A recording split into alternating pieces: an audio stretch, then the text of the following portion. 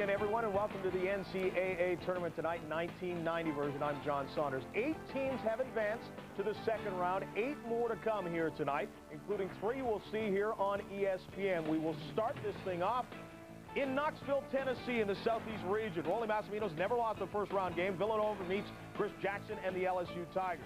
Next, we move to Austin, Texas, in the Midwest region. The Princeton Tigers came close a year ago against Georgetown. Tonight, they'll face the number 4 seed Arkansas. This game joined in progress. And finally, Hartford, Connecticut, in the East region. Bobby Knight lost the first-round game here 2 years ago. Tonight, he'll meet Lou Campanelli's Golden Bears. All these games subject to blackout in your area. As I said, 8 teams are in and 8 more teams to advance to the second round here. Let's go back and recap exactly what has happened here in the first day. And it was quite a day. It almost started off with an upset from the very beginning. The first game we showed you here on ESPN at noon Eastern time, it was Clemson and BYU. BYU in control. Kirkland Howling with a three-pointer a little bit later with 33 seconds left on the clock. And in the back door, Marty Haas doesn't get it. Meanwhile, in Knoxville, in the southeast, Eric MacArthur's show. First on the alley-oop, then with his defense. Here blocking Craig Upchurch. MacArthur 20 points, 11 rebounds. Kirk Lee was tough for the Towson State Tigers against Oklahoma. The Sooners prevailed with freshman Terry Evans hitting a big three-pointer. Sooners win at 77-68. In Salt Lake City, the West region, Ball State and Oregon State. Gary Payton fouled out. With 2 seconds left, Harris McCurdy wins the game with a three-point play. Ball State advances 54-53 over Oregon State. All-American Lionel Simmons in Hartford in the East against Southern Mississippi. 32 points and 6 rebounds. That was the story. Murray State and Michigan State. Greg Gable hits a three-pointer at the buzzer to send it to overtime. The Spartans prevail, though. Kirk Mans with the runner. Michigan State 75-71 in OT. Southwest Missouri State and North Carolina. Dean Smith watching his Tar Heels as they work the ball. To Scott Williams on the lob for the slam. 83-70 they win. In Salt Lake City in the West, Idaho and Louisville. After the Tony Kimbrough miss, Everett Sullivan follows with the slam, and that's the way Louisville has done it all year long. And they advance. As they win, they will face Ball State. Stay with us. We will get out to Villanova and LSU in what could be the game of the day. You won't want to miss it. We'll be right back on ESPN.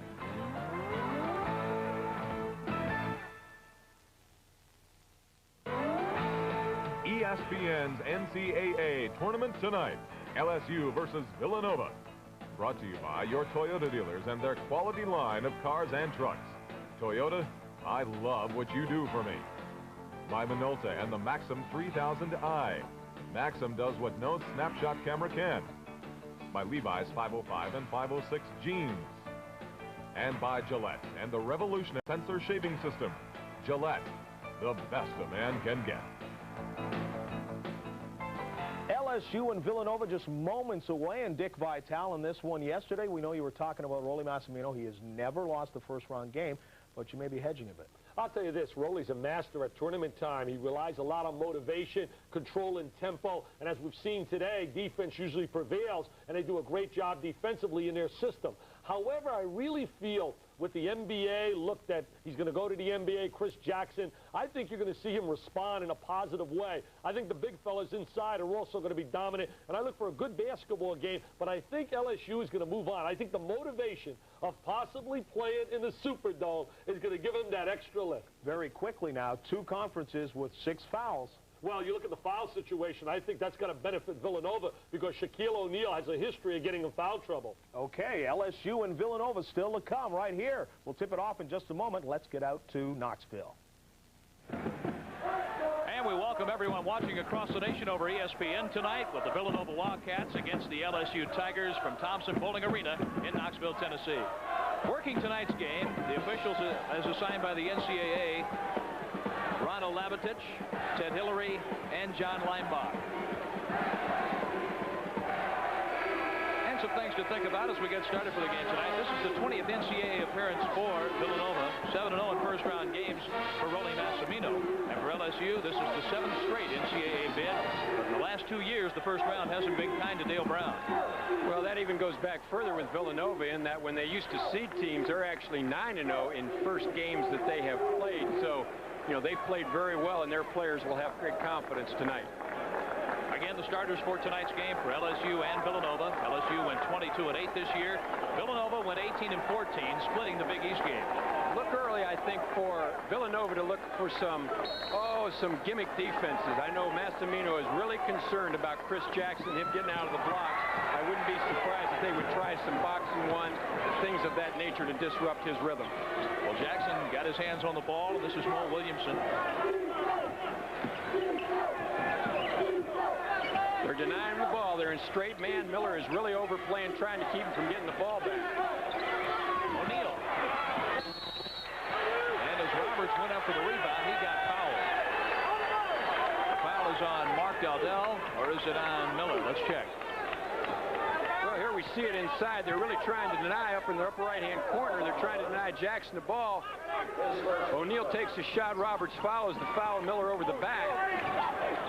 That's the first on Lance Miller, the first foul in the game. Foul's on 24. No, this foul is called on Greg Woodard. 2 fast fouls on the Villanova Wildcats. We're not wasting any time getting control of the basketball game. It'll be interesting because Jackson's not only going to have to work to get the ball, but I'm sure they're thinking in terms of, as he does work, tiring him enough that he will not be as effective offensively.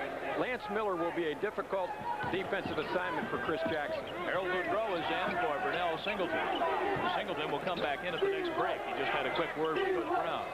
Now Roberts on the outside. Williamson, that's a 3. Guy can shoot the basketball. They became a much better team when they insert him in the starting lineup.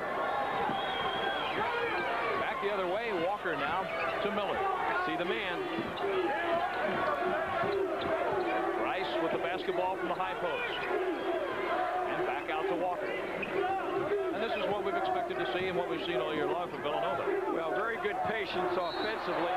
Real tangle inside between O'Neal and Price.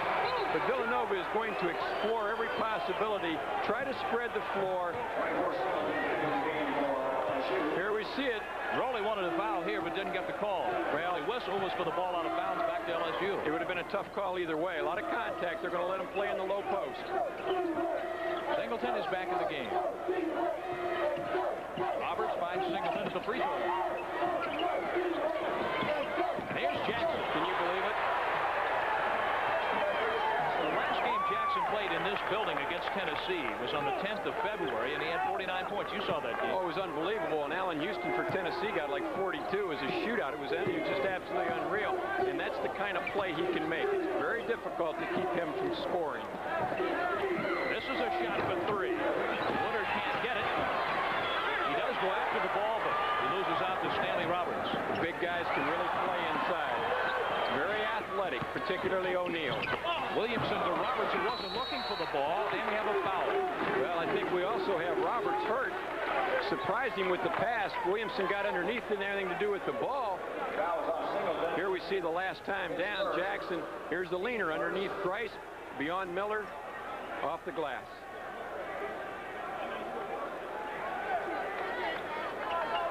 Stanley Roberts got up slowly a moment ago. No, he wasn't looking for the ball in the lane, was I think he's got a contact problem. Williamson went underneath, had nothing to do with the ball. Hit Roberts in the face with the basketball. I think he popped a contact.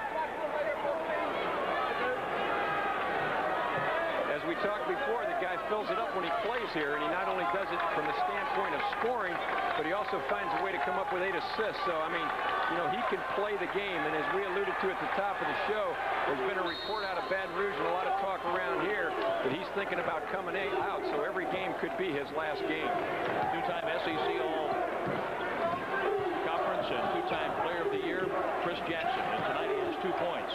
5-0 LSU. Miller on the shot. Lance Miller makes it 5-2 LSU. Simple screen down, comes off, squares up. Good looking touch on the basketball. Oh, yes. O'Neal. Shaquille O'Neal averaging 13-8 a game. Accepts the pass and makes it a 7-2 LSU lead. How do you lose track of a guy 7 foot 270? I don't know, but they did it there, and they paid the price. Miller steps up. Now Woodard from the 3-point line. Walker misses on the 3. And there's Roberts for LSU. Well, Dale Brown said his team was going to come out and be a hungrier team tonight, a harder working team. Williamson has 2 3-point baskets. 6 of LSU's 10 points. Got an early timeout. The Wildcats are out to a 10-2 lead, and we have a timeout on the court with 17:04 left in the first half. Gillette announces a razor that can sense the individual needs of your face. Introducing the extraordinary Gillette Sensor Shaving System. LSU has shot ahead to a 10-2 lead over Nova.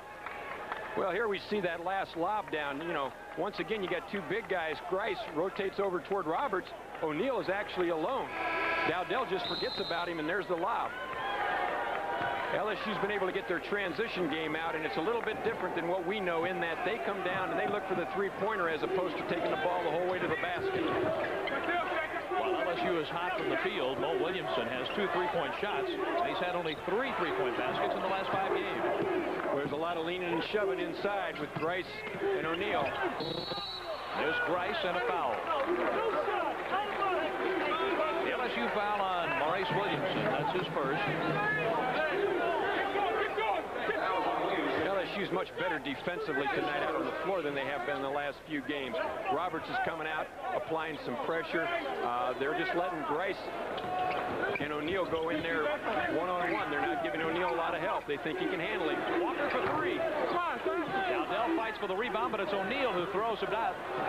And into the backcourt it goes, out of bounds. Belongs to Villanova. Villanova made the Final 8 in the NIT last year. Back in the NCAA. Grice and Rodney Taylor, 2 seniors with NCAA experience on this team. That's Grice at the point.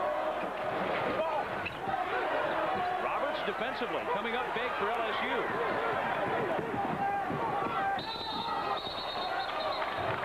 Travel call against LSU, and the ball goes right back to Villanova. This really is an aggressive LSU attacker. Well, what they're going to do is they're going to bring it down, and once again, they're trying to get the perimeter guys out. Jackson and Maurice Williamson are deadly, taking the ball in the open court, not necessarily to the basket, but just putting pressure on your defense by shooting the ball so well from 3-point. This is a 2-point shot that won't go for Woodard. Here we go. It's going to be a lob. And the lob goes over Singleton. Out of bounds, back to Villanova. Not a very good judgment by Williamson. He got it in too deep to the basket, and then that had no place to lob it but to lob it out of bounds. Aaron Bain is in now, number 44 for Villanova. There's Dale Brown in his 18th year with LSU. A 339 and 201 record. He's 13 and 10 in NCAA games.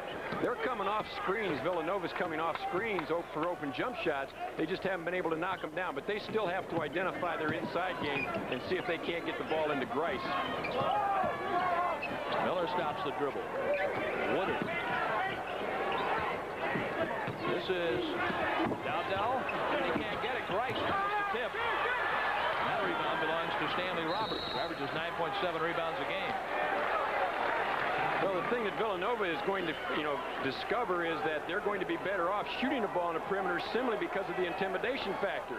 I mean, O'Neal is so active inside, a guy that's, he's averaging 4 or 5 blocks a game and just has been phenomenal in rejecting passes in there. So they're going to have to look somewhere else to get scores. Jackson saves it at the end line. There's O'Neal. O'Neal against Grice. And that ball belongs to Villanova. Nice save at the end line by Greg Woodard. Good job by Grice. O'Neal's not a polished offensive player. He struggles in there. He's more a defensive and a rebounding type player. Just 18 years old, O'Neal. This is Grice. Too hard off the glass, but he got it back. And that's a travel call against Grice and Villanova.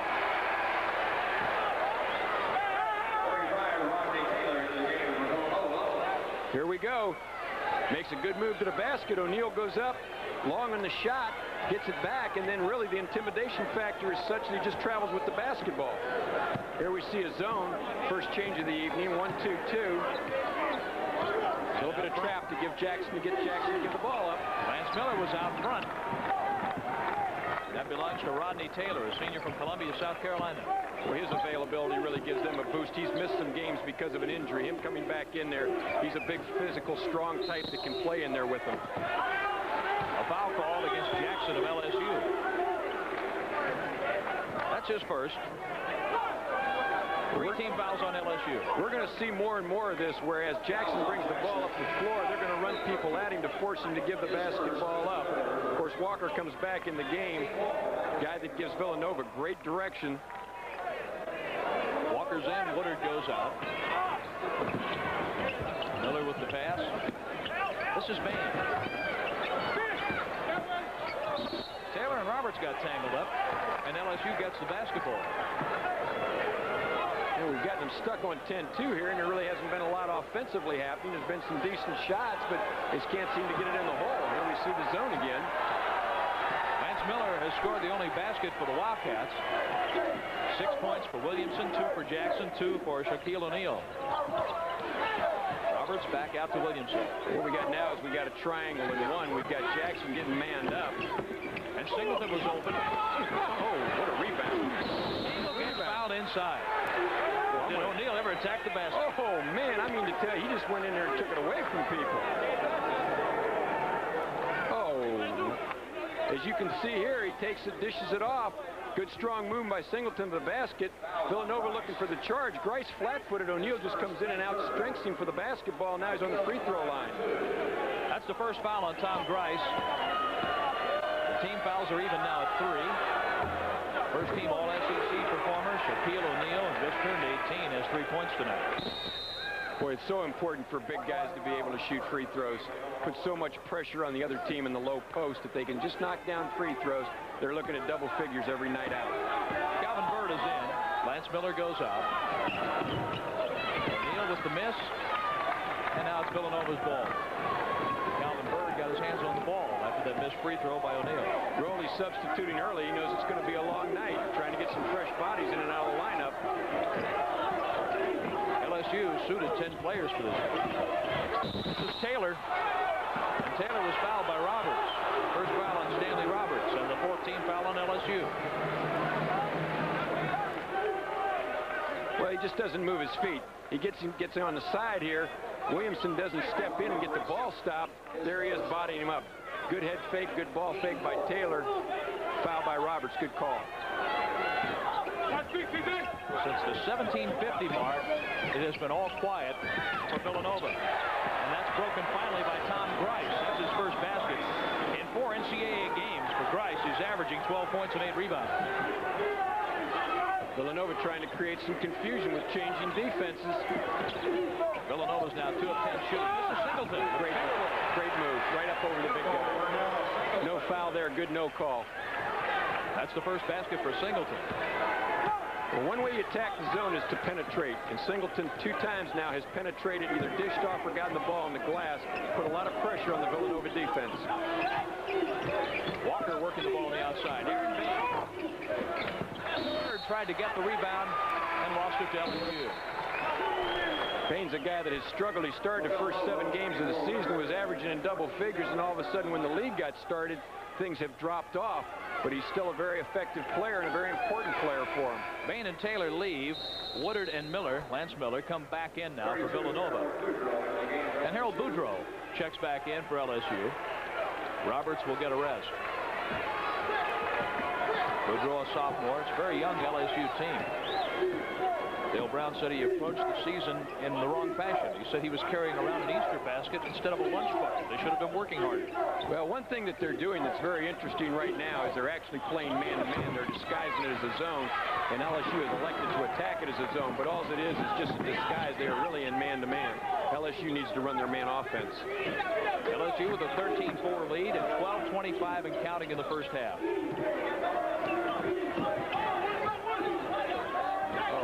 O'Neal moves it away, out of bounds. Villanova's basketball at the baseline. Well, they didn't get the lob quite high enough, plus Grice didn't do a real good job of holding O'Neal off. But that's easier said than done because O'Neal's an exceptional athlete. Grice has got him right here. He releases. Right here, he releases too soon and allows O'Neal to get to the basketball. He's got to hold him off longer. Nice save by Bird. Grice has 4 points. Now, Grice has played against big men at Georgetown, Clemson. But how different is it in playing tonight against Roberts and O'Neal? Much different. You're talking about at Georgetown guys who are big and strong, but they're really finesse players and shot blockers, as opposed to 2 guys who are in the 280 range that lean on you all night long, and eventually it just wears on you. A travel call as Williamson tried to penetrate for LSU. So with the ball going out of bounds, it will belong to Villanova. When we come back, we have a timeout on the court. Our score, LSU 13, Villanova 6. 2 of their first 14 shots. UConn up 13-5. Let's get back to Knoxville, Tennessee. Welcome to our ESPN viewers tonight. A 13-6 lead for LSU with 11:52 left in the half. Roberts has 4 rebounds for LSU. LSU has out-rebounded Villanova. And the field goal percentage, 50% so far for LSU. Well, they've gotten Grice on track. They've started to get the ball inside. He scored a couple baskets. That's going to free up their perimeter game. Woodard couldn't get the roll and couldn't get the rebound. Well, you don't get the rebound from that guy, not when he gets in his hands. O'Neal with the rebound. Now this is Williamson, and that's a 3. He has 3 3-point baskets. On the other end, LSU has not really figured out a way to get Jackson open in their half-court offense, but they've been very effective in transition, setting up and shooting the three-pointer. 9 of the 16 points belong to Mo Williamson. And Williamson is 3 for 3 from three-point range. Chris Walker. Great spin move inside. But an air ball. Taylor bounces it back to Walker. Right through his legs it goes. Williamson over to Jackson. He can create. O'Neal walked. O'Neal knew he had something going there, Bob. Well, Jackson, you have to always be ready to get the ball. He's one of the best there is in the open floor situation. He shoots it so quick that he draws the defense to him. He passes it with the no-look pass. Really a lot of pressure on you. Randy Duvall, 34, in for LSU. Tom Grice comes in. Duvall's a guy. Dell leaves for Villanova. Excuse me, John. Duvall's a guy that can really fill it up once he gets it going. I think he's their best defensive player. On the other hand, Grice coming back in, as well as Taylor, 2 big, strong inside guys to combat the LSU strength inside. Lance Miller into the front court for Villanova. Woodard from the three-point line, now from the lane. That's a shot for 3. Just walked it out for Walker. Back the other way, Randy Duvall. Duvall can also force the offense, can he? Well, he's a guy that gives him a third ball handler on the perimeter. He can shoot it. He can guard people. He just gives him, I think, a lot of versatility. Singleton in heavy traffic. Gets a putback opportunity. And there's O'Neal. Oh, man. I'll tell you what, you can't believe it unless you see it, because it just, guys that are that big, that are that active, that agile, can come up with the ball, get it in the hole.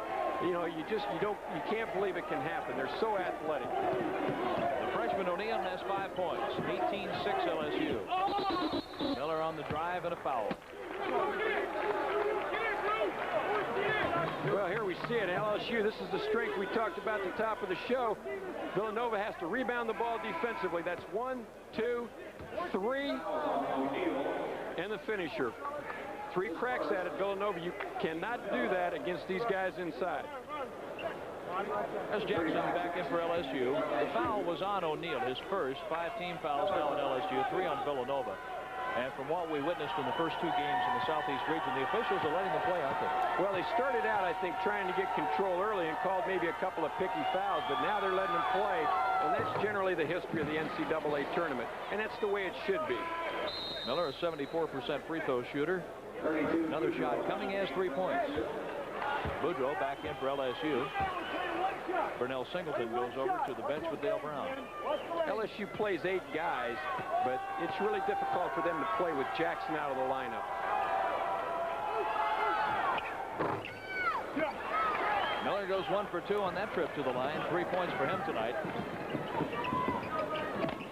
Williamson is picked up by Walker. Villanova goes back to a man-to-man. This is Williamson. He's perfect tonight from three-point range. 4 for 4. Yeah, they're going to have to make an adjustment. They're running at Jackson when they bring the ball up the floor, trying to give him to give the ball up, and Williamson's just shooting the ball lights out. They're going to have to come off somebody else to get him to pick up the dribble. Williamson came in averaging 11.9 a game. He has 12 in the first half, and we have 9:19 left. Woodard's looking for Grice, but he's been covered nicely throughout the first half by O'Neal. There's Grice, and his block. Roberts came over. O'Neal was right behind him.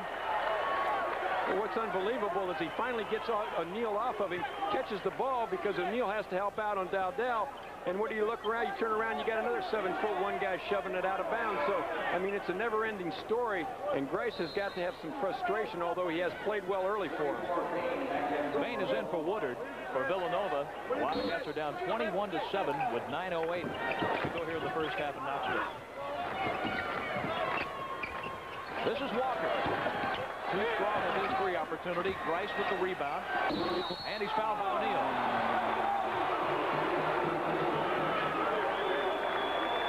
Well, when you shoot it from three, you're generally going to get long rebounds. And when you get long rebounds, that takes away some of the effectiveness of those guys playing underneath the glass. You see it here. It rebounds high, rebounds long. Grice comes up with the loose ball. There's the foul right here. A lot of ball. Big second call. Now Tom Grice is at the line. He has 4 points and 3 rebounds so far. 5 points for Grice, a 74% free throw shooter. Well, here we go again. O'Neal goes up. I think there's some anticipation because that's all ball unless you got him with the body. 5 points for Grice. 21-8 LSU with the lead and the ball. With the lead, Dale might take a look at getting O'Neal out of the game. So he doesn't O'Neal with a no-look pass over to Singleton. Doesn't want him to pick up his third. Villanova in a man-to-man. Here's O'Neal. Taylor with the rebound inside Roberts. Now Bain in the front court. They just couldn't get it to Grice. O'Neal picks it off, and now here comes Williamson. Oh, good job of avoiding the charge, but misses the shot. Lance Miller clears it out. Here's Bain in the front court. Taylor from the free throw line, blocked by Roberts. Roberts got a hand on that, but right back to Taylor. And a travel call gives the ball to the LSU Tigers. Tell you what, I think the crowd may have called that one. It looked like he had a pretty good hop, step, jump, but he came down on both feet and has the opportunity to go back up. In any case, the ball was pinned on the glass. And we have O'Neal out of the game. Full court pressure now on LSU. Williamson from the double team. No call, and Walker hitting the deck.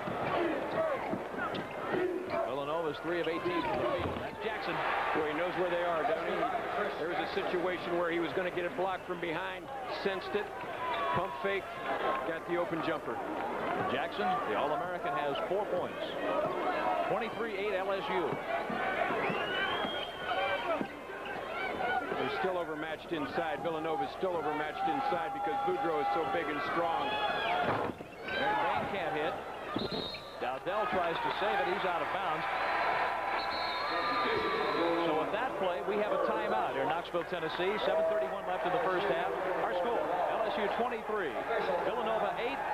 This is an NCAA production stop.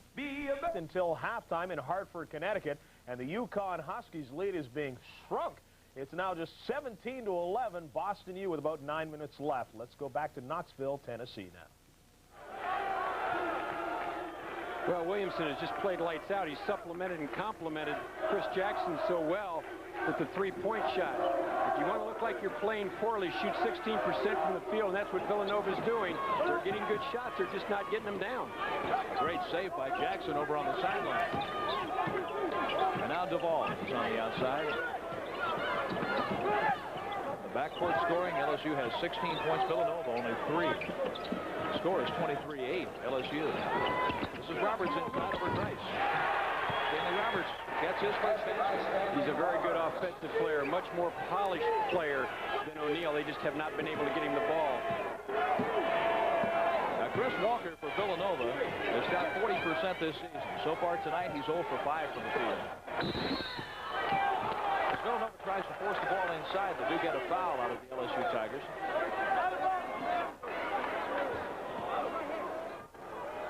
There we see him sliding around. He's on the high side, never quite gets there. Comes over the shoulder. Easy call for the official.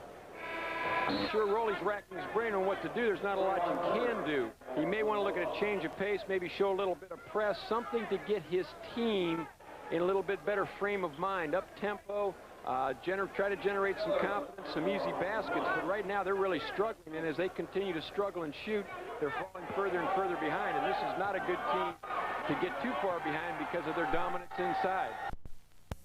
Well, with 6:41 left in the half, Villanova's in the 1-1. And Miller will get a bonus. He's 2 for 3 from the line now with 4 points. Well, he would have got to shoot that again because Boudreau had a lane violation. Another shot now for Miller. Named to the Big East All-Rookie first team.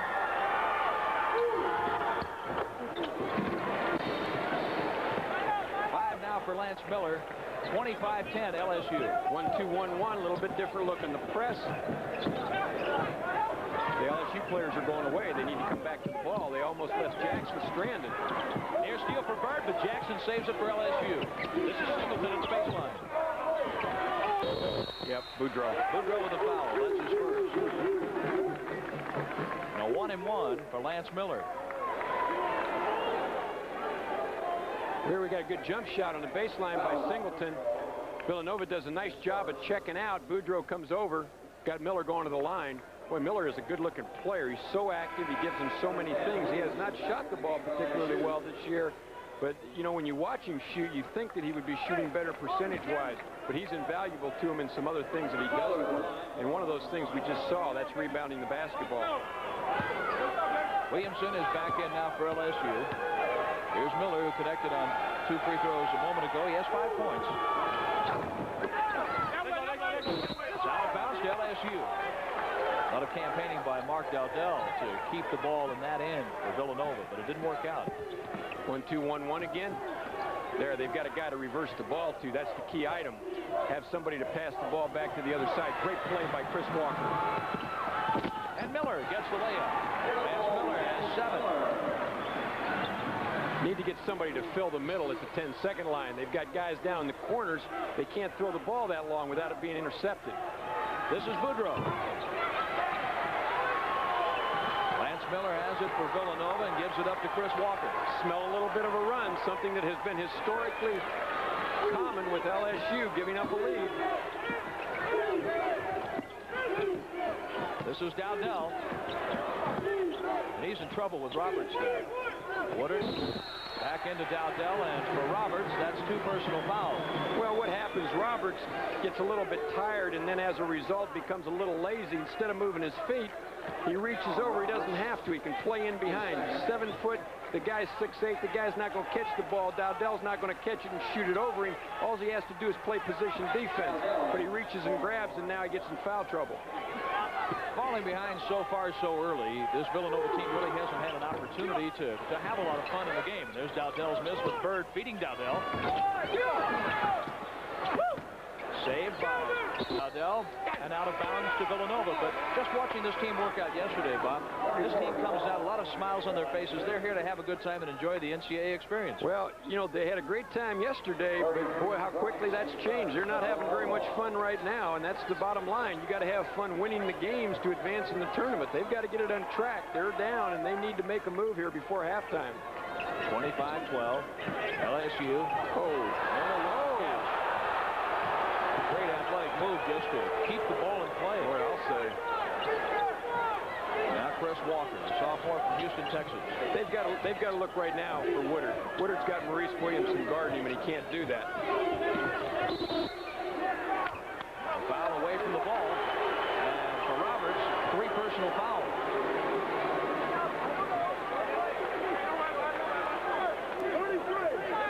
Well, here we see him fighting down underneath here. Some pushing and some shoving. Yeah, elbow to the head. Little frustration there. A 1-1 now for Tom Bryce, the senior from Huntington, New York. Wayne Sims. Sims comes in and Roberts goes out. Can you believe that guy's 6'7", 6'8"? He's got to be 240. It's just one big body after another.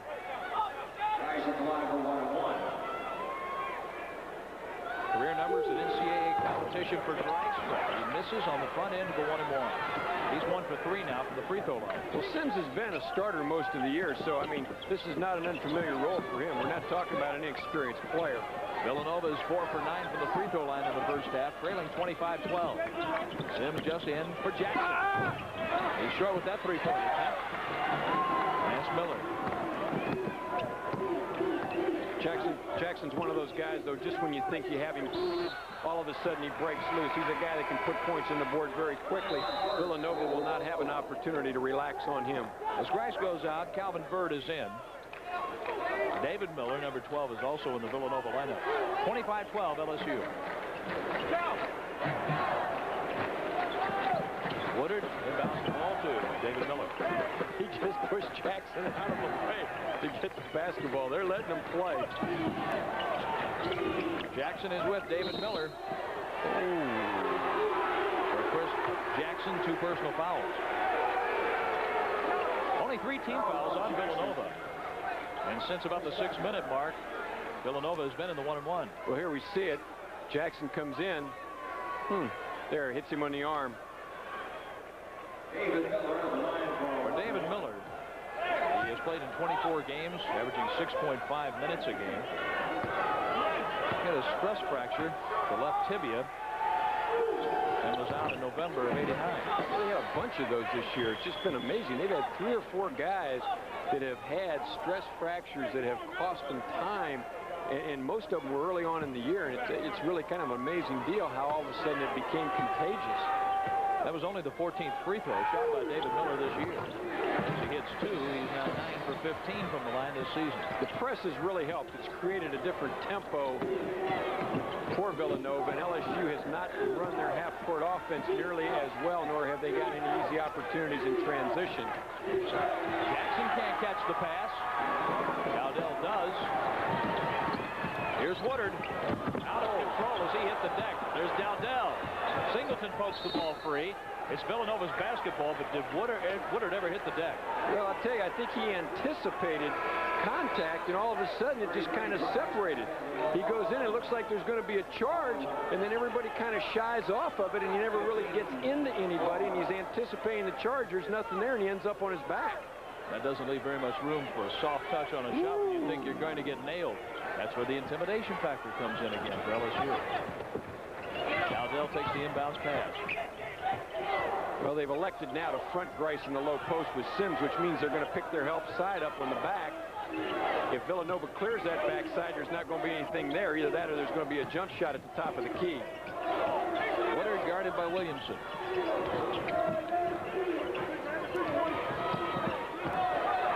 Miller drives and gets fouled on the draw. Gets the basket.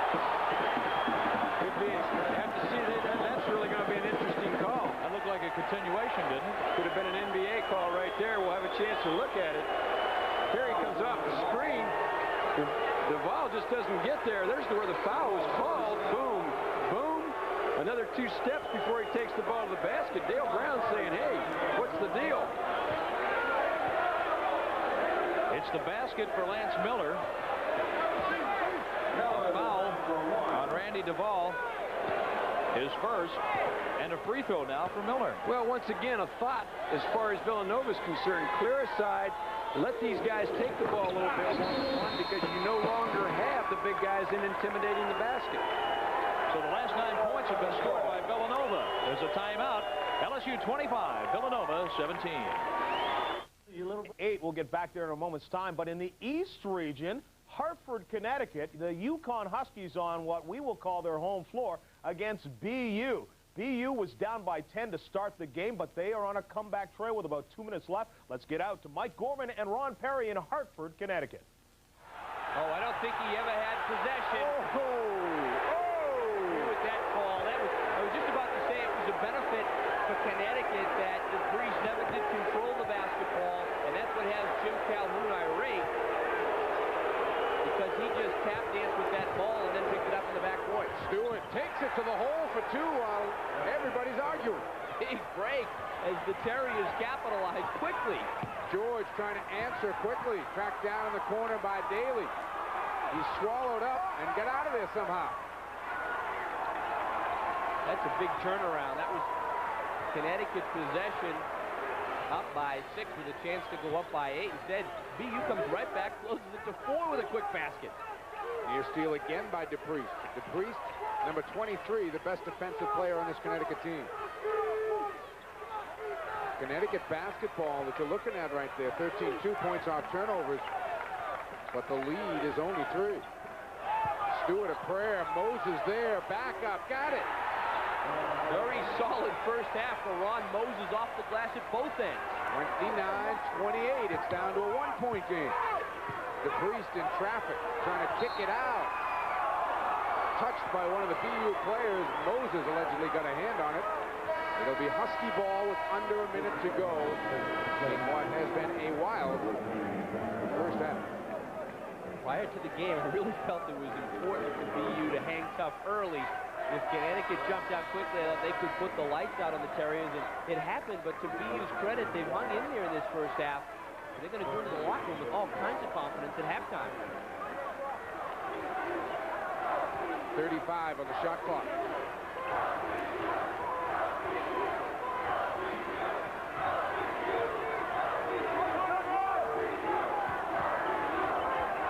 Smith and George the exchange. Trying to attack this 3-2 from the perimeter. John Glenn likes to shoot off the dribble. Can't get it down. BU the ball.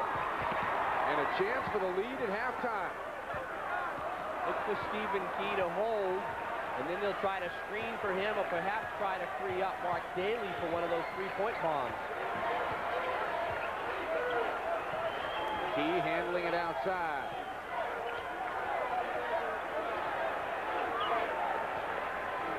Jim Calhoun looking for a count from the official. The official's holding his arms out, meaning it's greater than 6 feet, but he looks like he's about 3 feet away. Wow.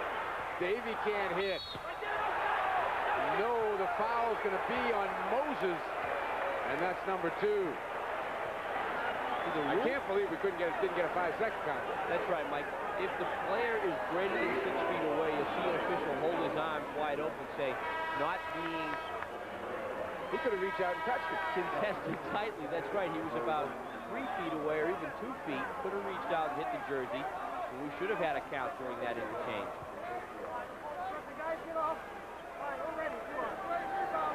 DePriest will step to the free throw line. 29-28. 2.6 seconds.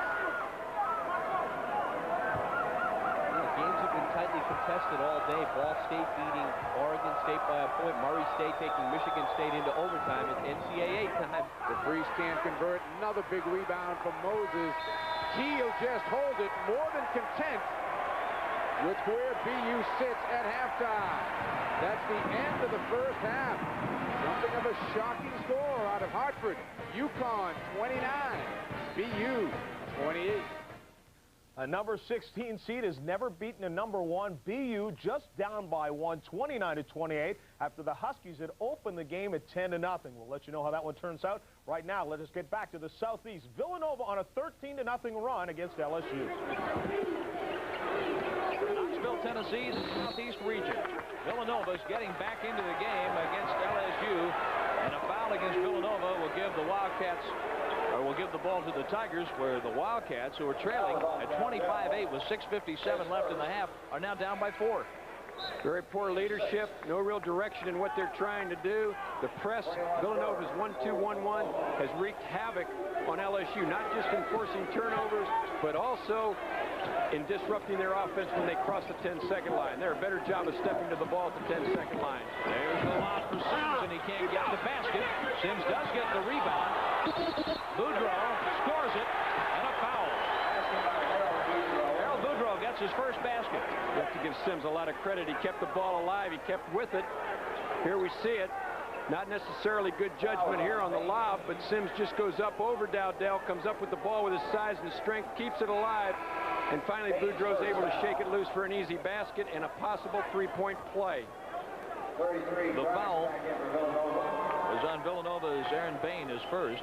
Even with that flurry, Bob, LSU had to wonder, will we score again in the first half? Well, not only that, but what you don't also have at the other end is with the two big guys out, Villanova's been able to run their offense, drive the ball to the basket. The intimidation factor is there. It's just got a little bit easier for them. They were only shooting 16%. Now they're, of course, shooting with more confidence because they don't have the big guys in there swatting it away. At 6:57 left in the half, LSU had a 17-point lead. Now it's 7, and here comes Williamson. Williams on the jam. Poor judgment on Williamson's part, but they got away with it because Sims was active to the ball. LSU had gone 0 for 10 before the last 2 field goals. Now Walker splitting double-team pressure, finds Bain. A minute 19 left in the first half with LSU up by 9. Walker's watched by Jackson. Aaron Bain for Grice. Grice is fronted by Boudreaux. Out of bounds, off Dowdell. Well, when they don't have the big guys in, they've elected to front. Here comes Williamson. He should pull up at the free throw line and make a decision there. But he takes the ball in too deep, doesn't get a good shot. Sims with the follow. They've elected to front Grice in the low post without the big guy, get help off the backside. He's got traffic, doesn't distribute the ball well. We've got a turnover. And less than a minute until halftime. LSU with the lead of 30-21 and the ball. They'll look for Jackson on the last shot as they get the clock down, but Villanova's going to have a chance to get the ball back. Woodard is out there trying to overplay, deny Jackson the basketball, but he'll get the ball. He's just too quick, too clever for Woodard. Jackson has 4 points, 2 for 5 from the field in the first half. 3 for 6. Well, it's just, you know, I mean, that's a mismatch. I mean, you've got to get help inside if Jackson's going to back cut you because Woodard can't overplay and also keep him from going to the basket. So Villanova will look for the last shot of the first half with 20 seconds left, down 32-21. This is Grice. Jackson will get a 3. Jackson will get a 3 right here. At least he'll get a crack at a 3. Jackson tries to spin in on Woodard. Williamson takes the 3. And that's the way the first half ends. This game between LSU and Villanova. After 20 minutes of play from Knoxville, Tennessee, it's LSU leading Villanova 32-23. And coming up at halftime, we'll have a talk with the athletic directors of LSU and Villanova. Definitely has been a game of streaks. It was 25-8 at one point for LSU. Villanova went on a 13-0 run, but LSU pumped it up again. They have the lead. We'll have more. I'll be joined by Dick Vitale. We'll talk about the tournament. But first, the lockout. It has been going on for close to a month now. We are joined by Bob Lee and possibly about to come to an end. There have been, as we said before, freelance discussions going on. ESPN's NCAA tournament tonight. LSU versus Villanova. Brought to you by Volkswagen. Say the word. Fahrvergnügen. It's what makes a car a Volkswagen. By the U.S. Army. Learn how to get an edge online. Be all you can be. By the good time, great taste of McDonald's. And by Budweiser, the king of beers. Remember, know when to say when. LSU leads Villanova at halftime. Back to the southeast in just a moment, and I'll be joined by Dick Vitale. But first, let us take a look elsewhere today in Salt Lake City.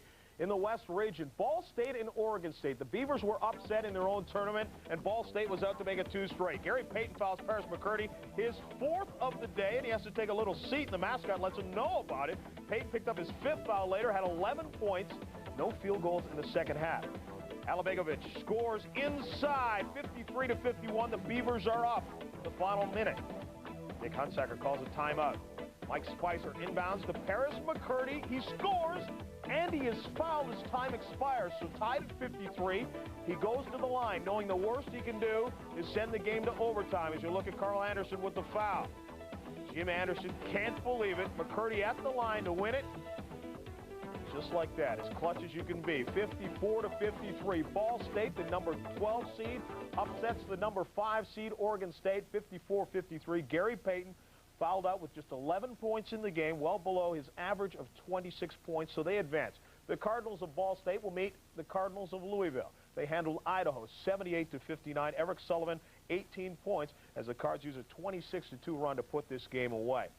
In the East region in Hartford, Connecticut, many people have complained about the Connecticut Huskies playing on what we'll call their home floor. They played enough games there, 8. They'll face Boston U, and they came out flying. Stephen Key's pass is intercepted by Rod Sellers, who was questionable for the game. Hits Chris Smith, finds Scott Burrell, the outstanding freshman, 7-0 for the Huskies, and they weren't done. Chris Smith buries the 3. They're up 10-0. Jim Calhoun says that's how we get it done, playing the defense. Sellers then, as I said, had the bad knee, injured in the Georgetown game in the Big East tournament. Hits the hook, 13-3, and they look to be on a roll. But BU comes back. Ron Moses misses the air ball by Reggie Stewart, grabs it, and knocks it home, 29-28. UConn's lead, which was 10-0 in the game, is now just 1 point as they went into the locker rooms at halftime. Also in the East, Southern Miss against Lionel Simmons in LaSalle, 79-63. Simmons with 32 points, 16 rebounds. LaSalle wins for the 22nd consecutive time. Also in the East in Hartford, BYU gave Clemson a scare, number 12 against number 5. 49-47 is the final. Kirkland Howling his only points of the game on 2 3-pointers in the final 2.5 minutes of the game. Stay with us. When we come back, we'll look elsewhere in the Southeast and the West. I'll be joined by Dick Vitale. Stay with us. More to come here on our tournament tonight.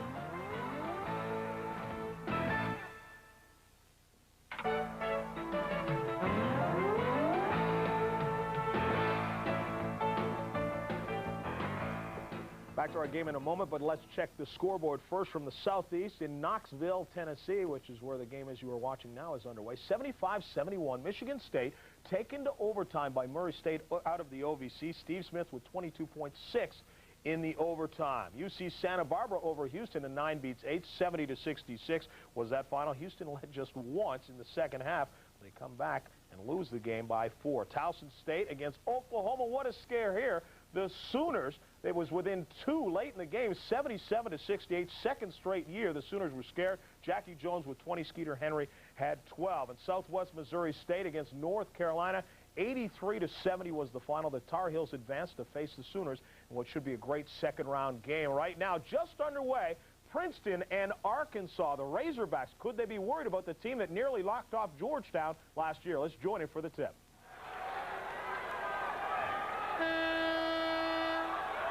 Ron Franklin and Bob Ortegol from Austin, Texas, the Frank Irwin Special Events Center, as we prepare to tip this one off. The Arkansas Razorbacks, champions of the Southwest Conference, against the kings of the Ivy League, the Princeton Tigers. Credit jumping against Miller, and it will go to the Princeton Tigers. Now, for those of you who have never seen Princeton play, if you see less than 20 passes per possession, let us know. And many times, not only will they pass it that many times, but Bob, they'll bring it back out and take a 3-pointer rather than work for even a better shot inside. That is so true, and Arkansas is attacking in a matchup zone. It's a 1-1-3. That's the way they start. It looks like a 2-3. Sean Jackson for 3. Harlan Bowers, a surprise starter in this one tonight, defensive specialist for the Arkansas Razorbacks. Where's number 20?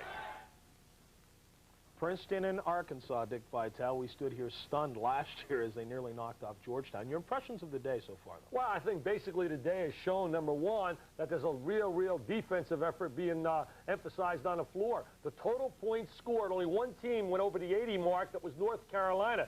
66.6 points was the average scoring, John, in the first 8 games. So it shows, again, that emphasis on defense, number one. Teams get a little bit more conservative at times at the tournament time. The other thing that jumps at me, the Towson States, the Murray States, the Boston Universities, able to play against the heavyweights and really take them down to the wire. And again, it shows that magical word. We heard Pete Rozelle, parity in football. It exists in college basketball because there are legitimately 25 teams that have a shot. The destination, Denver, Rocky Mountain High. We can't predict who's going to be in the Final Four. Don't let anybody tell you they can, because it is wide open. It's been a great day thus far. Princeton could pull off an upset if they knock off Arkansas. We will join that game for the second half. It's still to come, the second half of Villanova and LSU in the Southeast in Knoxville. 17 shots. They now lead the number 1 seed, 37-34. We'll keep you updated right now, though. Back to LSU and Villanova in Knoxville. All right, here we go with the second half. 20 minutes up on the board. 32-23. LSU with the lead and Villanova with the basketball. Well, we see LSU come out, change of pace with a 2-3 zone. Give Villanova a little bit different look. Dowdell steps up, but he can't score it. He fights to get it back and went out of bounds. LSU's basketball. 26% shooting in the first half for Villanova.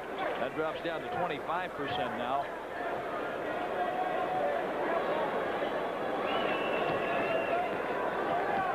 Chris Jackson, who has the ball now before giving it up, has 6 points in the game. This is O'Neal low.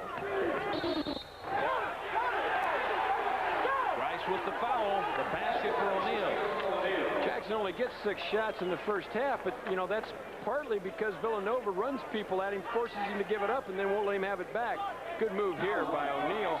O'Neal, of course, with 2 fouls. Roberts with 3. Singleton with 3. Nobody else in the game really in foul trouble, so we should see a wide-open second half.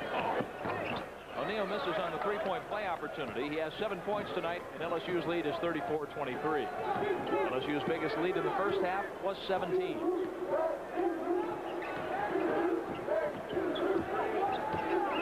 Get the high post wide open. The way LSU plays their zone is that they try to cover with the guards the 3 perimeter players, which then allows the high post to open up. And all they need to do is hit in high right here. Dowdell's wide open in the high post, as is Bryce. Bryce for the hook. The LSU rebound for Al Singleton. Well, he shoots the hook, and it's really not a hook. He's shooting toward the basket. Dowdell's got a mismatch inside with Roberts. Out to Singleton.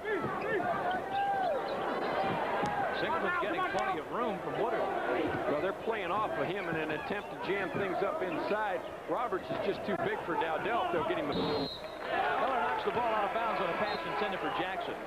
Chris Jackson has had just 1 game in single digits this year, and that was 9 points against Auburn on the 7th of February. Aaron Bain in for Villanova. Woodard goes out. It's an interesting matchup defensively because Bryce is playing on O'Neal, and yet O'Neal is not nearly as polished an offensive player as is Roberts. That's why I'm surprised they haven't gone to Roberts against Dowdell. That's picked off by Dowdell. Here's Bain back out to Walker. Walker shoots for 3. Look who was out there with him. Roberts, and O'Neal gets the rebound. Here it comes. Jackson with the no-look pass. Out of bounds. Out of Roberts' hands, but off Villanova. Really good play by Chris Walker. Jackson could have picked up, shot the free throw, took it in too deep, narrowed down the area that Walker had to defend. He gets a hand in there. Here we see it.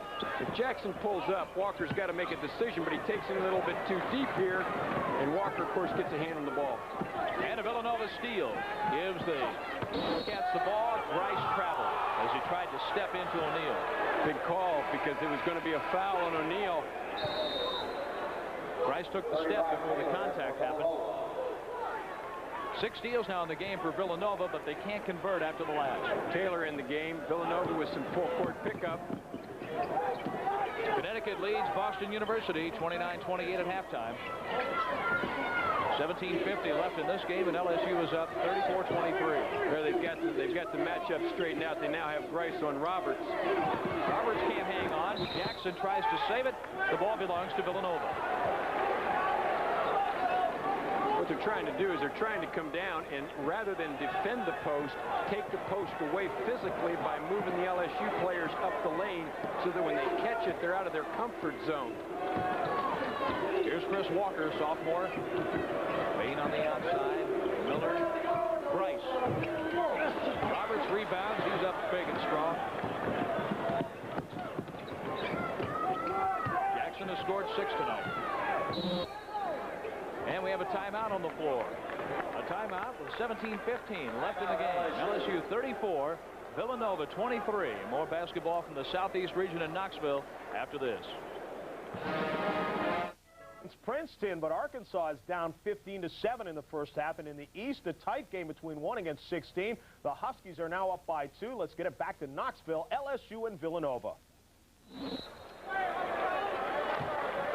Villanova with the basketball and 17:10 left to play. LSU 34, Villanova 23. The Wildcats have more turnovers than they have field goals, yet they're still within reach. Well, LSU has not really converted. They're in a 2-3 zone right now. The top of the key is wide open in the zone. This is a shot for two. Have not made a three-pointer yet in this game. Woodard tries to track it down. It's out of bounds off LSU with Singleton over on the sideline, last touching the ball. This telecast is presented by authority of the NCAA. Any use of this program without written consent is prohibited. The announcers for this program have been approved and contracted by NCAA Productions. Good defensive adjustment by Dale Brown at half. Villanova not shooting the ball particularly well. Roberts with 3 fouls. If they go to the zone, they're going to tell Villanova, you've got to show us that you can hit it from out there. Miller to Taylor, and he fans it out to Walker. Woodard volleys, so does O'Neal, but O'Neal brings it in for LSU. Villanova's 0 for 6 this half from the field. They're doing an interesting thing to slow down the LSU break. Every time the ball comes out, they're fanning out toward Jackson so that when he catches it, he has to control it. He can't just go up the court with it. They need to look to get the ball to Williamson, and he can take the ball up the floor. Williamson got the ball and then sent it into O'Neal. And Woodard is called for the foul. Interesting defensive adjustment in slowing down the break, which hurt Villanova early and got them into a situation where they've had to play from behind. Jackson out, Duval in. We'll just see how well they're able to run their offense. Aaron Bain in for Woodard. Roberts catches the ball deep in the corner. Now Williamson on the drive. He gets the basket and one. Big play. That's the first 2-point field goal for Williamson, who has 14 points tonight. Well, that's making something out of a mistake. Here, they couldn't get the ball, and they finally get it to Roberts in the corner. Williamson steps in, catches the ball in the low post, which is the last place you expect him to be, drives it to the basket, and gets a possible 3-point play. Good job of making an adjustment to convert what looks like a bad situation into a very positive situation. Taylor on the rebound of Williamson's miss. The foul was on Walker, his second. The 13th foul on Villanova. LSU has yet to commit a foul in the second half. They really extended their 2-3. They're trying to play the 3 perimeter guys with the 2 guards, which means the high post is wide open. Here it is. Here's the steal by Singleton. And he missed the slam dunk. The ball runs it down. And he'll bring it back out. Great hustle by Chris Walker to come back. Dale Brown thinks there should have been a foul. And LSU retains possession. The ball. Roberts out to Williamson. Williamson is leading LSU with 14. He goes into the 3. That's out of bounds to Villanova. Big swing. What looks like a sure 2-point play on a breakaway ends up with an air ball by Williamson. Halftime score showed a 9-point lead for LSU at 32-23. Right now it's a 36-23 lead for LSU. That's a shot for 3, and it won't go for Walker. Roley said that's okay. That's the shot we want. I think they're getting the shot a little bit quick. Plus, they're not exploring inside. They've got Bryce in there. They can work inside out against the zone because the high post is wide open. Oh, man, that'll get you. His whistle for the foul. He has 3 fouls. Roberts has 3, so does Singleton. Well, it's just, I mean, it's so physical right now. There's so much upper body, elbows, arms, playing off each other with their upper body. And the officials, just in a situation we have to call. You're going to see it here on the right side. As the ball goes in, you can see O'Neal just pushes Taylor out of the way with his right arm and looks for the ball with his left hand. Right in front of John Leinbach, who made the call. What Villanova's not getting right now is any penetration with the ball. They're not drawing the defense to them. As a result, they're not creating an open shots on the perimeter. There, you got it inside. Excellent play. Bryce and O'Neal got a hand on it. Roberts clears it for LSU. Randy Duvall into the front court. O'Neal. He went in out of control. He walked with the ball. Travel call on O'Neal and LSU. Well, the thing that I'm not really understanding right now is they elect every time to bring the ball into O'Neal's side, and O'Neal is the less of the polished offensive players. You got to bring it into Roberts and let Roberts work Grice a little bit. Pick up a foul, get Grice in trouble, but they've elected to do it with O'Neal, and O'Neal just has not responded well offensively. LSU is pitching a shutout so far in the second half, 4-0. 36-23 our score. A good play, though, on the other end for Rodney Taylor standing his ground. Here's Grice. He runs into heavy traffic. And a foul's called as Singleton had reached in. The foul. Well, I'm chuckling, but boy, I mean to tell you, I don't know what every ball we're looking at in here. It's just, I mean, it is absolutely bizarre the way guys are throwing arms and grabbing at arms and swinging and winging, and I just, I find it hard to believe that there isn't something in there earlier, either a travel or a foul. But boy, I mean, they're letting them play, although it is getting, I think, a little bit too physical. O'Neal picks up his 4th foul, and Wayne Sims will be coming in for LSU. Grice can't get the roll. He's only made 1 free throw in 4 tries. Well, they've got to look to get the ball inside. The last 2 trips down, they've got it to Grice. They've come up with pretty good opportunities. Grice missed a shot. Now he's on the free throw line. But as they get the ball in there and he continues to look offensively to score, it's going to set up their perimeter game. And it's going to set it up in such a way that they're shooting those 12 and 14-foot jump shots instead of the 18 and 20-foot jump shots. Grice gets a breather. Bird is back in for Villanova. There we see the press again, which is what they had so much trouble with. Williamson handles the ball well. Dumps it off to Roberts. Well, that play is made by Williamson, simply stopping at the free throw line, making the defensive player commit. If he goes in too deep, then he's got nothing. Great judgment by Williamson. Roberts finishes the play. Williamson gets 4 assists per game for LSU, and a big one there. Here's Woodard. Dowdell around Roberts. This is a shot for 3 that finally goes down. Lance Miller has 15 now. 1 for 10 shooting in the second half for Villanova. Much better job with against the press this half than they did in the first half, LSU. Villanova 1 for 10 from 3-point range. Coming down to 13 minutes left in the game. Roberts on the turnaround. Great shot by the big guy. Boy, you talking about a pro move there. Caught the defense by surprise. 40-27 LSU, and Roberts has 6. This is Aaron Bain. Now Miller giving it up to Dowdell for the basket. Simply based on penetration. 2 penetrating moves by 2 different players. Frees up Dowdell going to the basket. Dowdell has 4. Bird goes for the steal, keeps the ball alive. And he gets the basket. Calvin Bird scores his first goal. Well, Williamson gets careless with the ball. He just, he's too casual sometimes with the basketball. 6 turnovers in the first half. Really no reason to turn the ball over against the press if you just use judgment. Might have been an over and back. LSU has turned the ball over 7 times in the second half. Villanova has made 2 mistakes this half. Coming down to 12 minutes left. They've got it set up for Roberts. They're really going to go at Dowdell without Grice in the game. Sims. And there's Bird, who scored the last basket.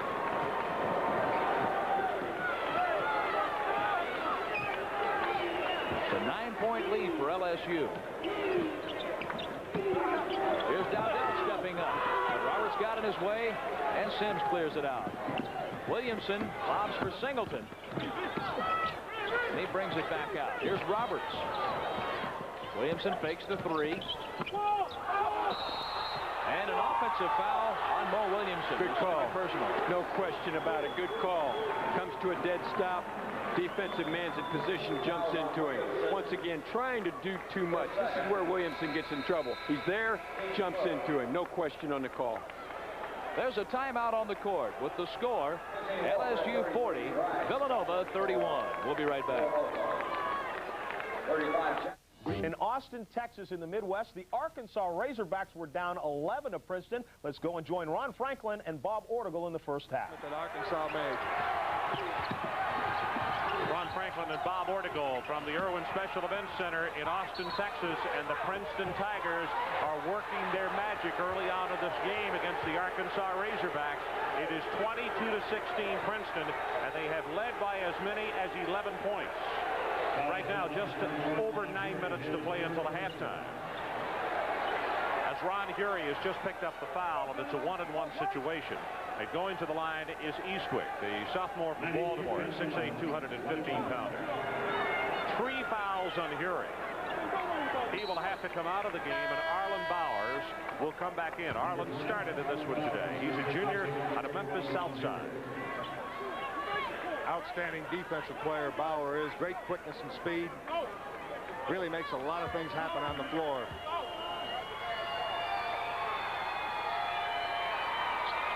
Eastwick swishes it for his 7th point. All the conversations about Princeton, Bob, they said the same thing. If you don't think these guys can shoot, just watch them on Thursday evening. And I don't think, of course, as I say that, Eastwick misses on that second free throw attempt, to just hide and watch them on Thursday night. And they are at a very high percentage now. In fact, they were perfect after their first 5 shots, and 3 of those were three-pointers. Bowers loses it. Turnover to Princeton. Sean Jackson. Back out on top to Miller as they bring the center high. He is the key to the Princeton offense, wouldn't you say? The way in which they play Miller determines a lot of what Princeton will do. Look at there. Bounce on the give and go of Kip Miller. That's as basic as basketball itself. 25-16. Day inside to Miller. Muscles his way up, and a travel against Oliver Miller.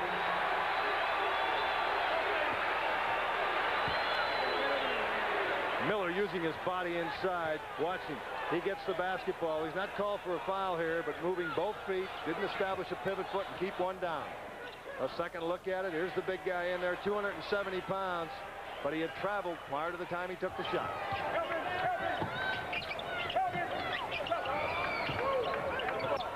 Lappin has been held scoreless in this one. He leads the nation in three-point attempts. As Miller puts up an air ball on the jump hook and the outlet pass to Hawkins, and he'll get the easy 2. And a whistle. Foul called. Is that going to be against Hawkins, or is it going to be against Sean Jackson? It is against Hawkins, his first. And of course, we have been in 1-and-1 for about the last 4 minutes. A big factor here in the first half. Princeton was able to get into 1-and-1 early with a little more than 12 minutes left on the clock. Remember, we will have the second half of the Princeton-Arkansas game coming up. But right now, let's go to Hartford, Connecticut. Check the East. Mike Gorman and Ron Perry. Boston U is down big to the Huskies. Smith, the up quick down to the Priest in the corner. Burrell leans in, won't go down. Rebound Brigham. BU trying to bounce back from that 21-1 run. And a turnover called on Stewart. A double dribble call there. Stewart heard the footsteps. Mike Jarvis's club for 26 or 27 minutes played so well here. Had a 4-point lead with the ball, and then all of a sudden the roof fell in. Smith, his leader won't go down. Connecticut's gone ice cold again. They have. It seems that when Connecticut puts the burst together, they've got their defense going. And to get the defense going, they've got to get the ball to go down. Smith, the strip. Oh, that was a grab, and there's no call. Gwen back to Smith. And he'll go to the line.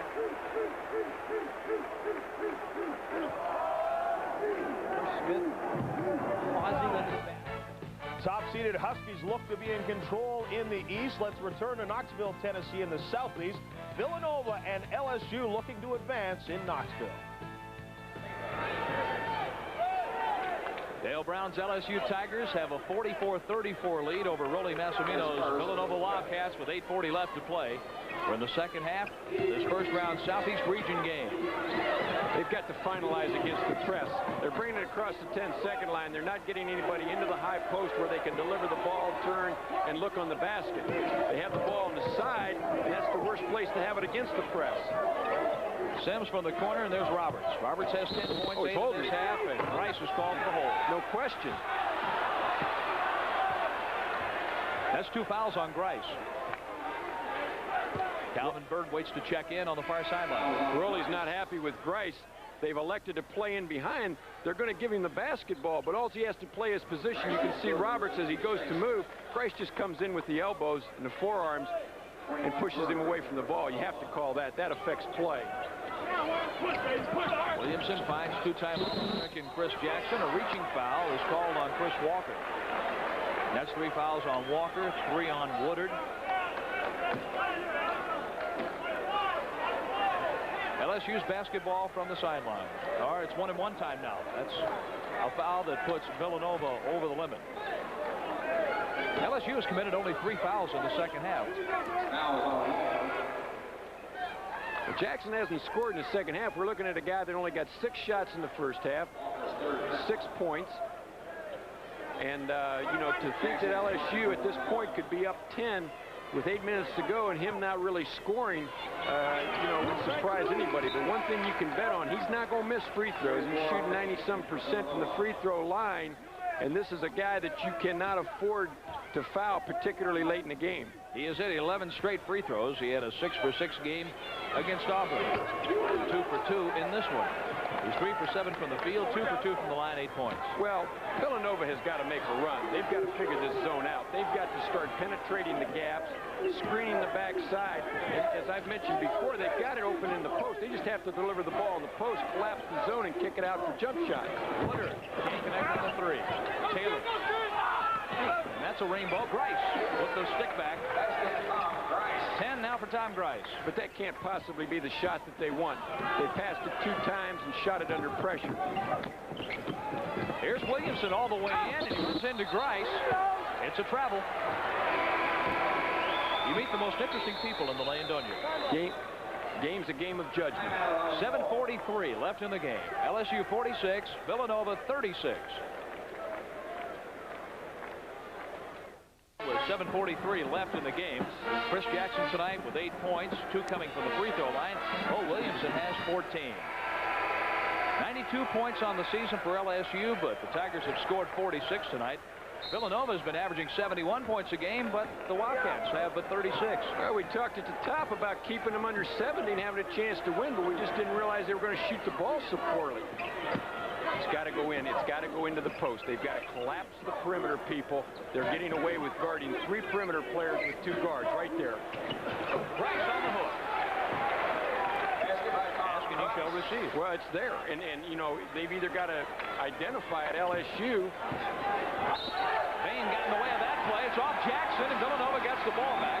And a chance to cut it to a 6-point game. LSU wants a timeout. They just have not handled. Right here, we've got the isolation. Grice is in there, wide open. He turns and looks. Now, that brings people back to him. If nobody guards him, you turn and score. If somebody comes back in, you kick it out and shoot a step-up jumper. And Grice has scored 12 points tonight. There's a timeout on the court with the score. LSU 46 and Villanova 38.